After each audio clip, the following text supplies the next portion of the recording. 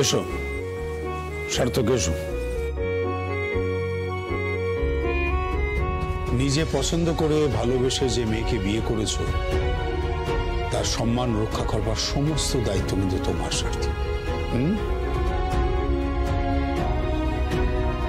আর শোলক মা, এই বাড়িতে কিন্তু তোমার অনেক প্রতিপক্ষ রয়েছে, প্রবল প্রতিপক্ষ। তাদেরকে যেটু সামলে নিতে হবে।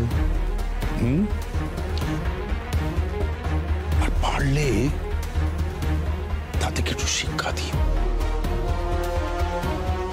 তাদের বুঝিয়ে দিও জীবনের আসল মানেটা কি। ঠিক আছে ঠিক আছে, থাক থাক থাক। আপনি আর আমার স্বামী পাশে থাকলে আমি সব বাধা অতিক্রম করতে পারবো। That's good. God bless you. ঈশ্বর তোমার মঙ্গল করুন।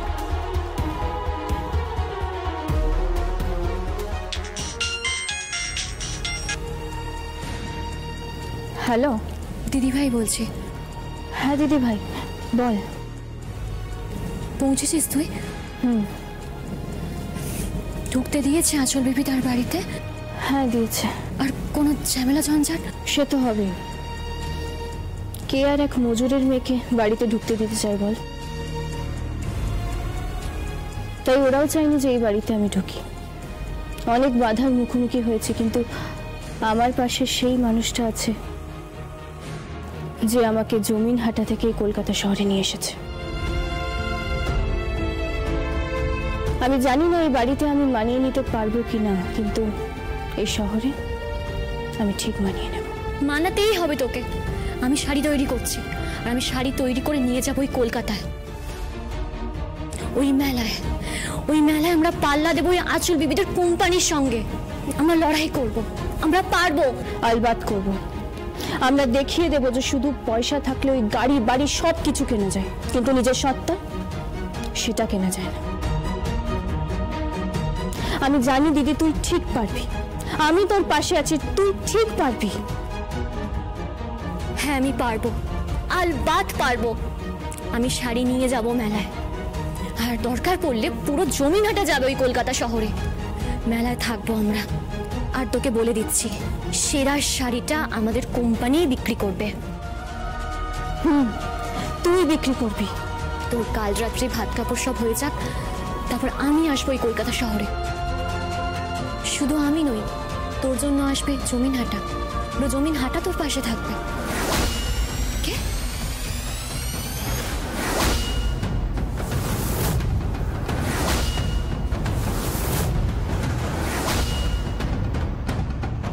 পৃথ্বী,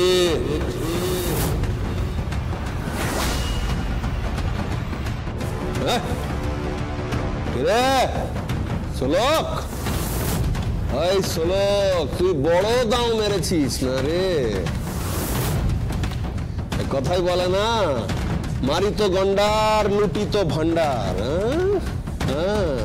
তুই কি ভেবেছিস? ওই সার্থক বাবুর হাত ধরে তুই ওই বাড়ির চৌকাঠ পেরিয়ে ঘরে ঢুকেছিস? তোর লাশ ফেলে দেবো আমি কলকাতায়। আমি বলে দিলাম, তোর লাশ ফেলে দেব। তোর লাশ যদি গঙ্গায় না ভাসিয়ে দিতে পেরেছি তো আমার নামও পৃথ্বী নয়, আমি বলে রাখলাম।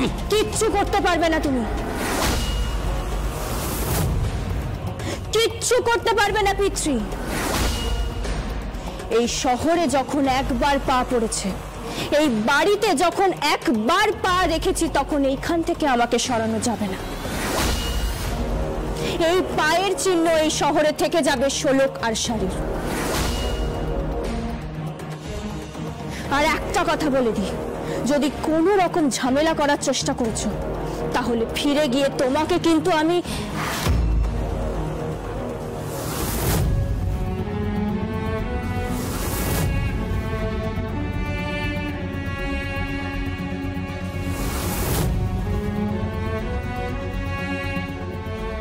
শোলক, কি হলো? কিছু না। কাঁদছো কেন তুমি? পিতৃর সাথে কথা বলতে গিয়ে এইভাবে কাঁদছো কেন? কি হয়েছে তোমার? না না, কিছু হয়নি। কিছু তো একটা হয়েছে। তুমি কি কিছু গোপন করছো? কিছু না। তোমার শাড়িটা বদলে ফেলো।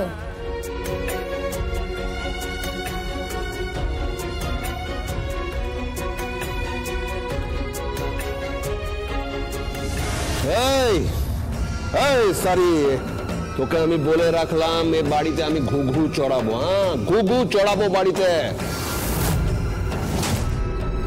একবার এই জমিন হাটাতে আমি আগুন জ্বালিয়েছিলাম, আবার জ্বলবে জমিন হাটা।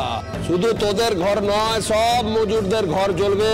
আর যে যেখানে শাড়ির নকশা তুলতে যাবে তাদের সবার ঘর জ্বলবে, এই আমি বলে রাখলাম। আগুন কিন্তু আমাদের কাছেও আছে। হ্যাঁ, আগুন কিন্তু আমাদের কাছেও আছে। তুমি জমিনহাটার মজুরদের বাড়ি জ্বালাবে, এই মজুররাও শাড়ি সহ তোমাকে জ্বালিয়ে দেবে। ছি ছি ছি, কি কথা! মেয়ে বাপকে বলছে জ্বালিয়ে দেবে। ছি ছি, আমি কি করব? আমি তো ধর্ম সংকটে পড়েছি। আমি কি করব? আমি কি ওদের বলে দেব? ওদের বলে দেওয়া উচিত, ওদের পিতৃ পরিচয় দেওয়া উচিত। নইলে কার হাতে পাপ হয়ে যাবে। হয় বাপের হাতে মেয়ে মরবে, নাহলে মেয়ের হাতে বাপ মরবে। এই হতে পারে না, এ তো অন্যায়। আমি কি করবো বলে দাও ঈশ্বর, ঈশ্বর আমি বলে দাও আমি কি করবো, আমি কি করবো?